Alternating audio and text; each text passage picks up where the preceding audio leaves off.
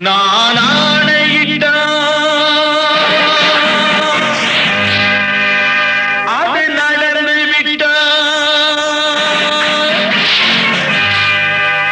நான் ஆணையிட்டால் அது நடந்து விட்டால் இங்கு ஏழைகள் வேதனை படமாட்டார் உயிர் உள்ளவரை ஒரு துன்பமில்லை அவர் கண்ணீர் கடலிலே விழமாட்டார் அவர் கண்ணீர் கடலிலே விழமாட்டார்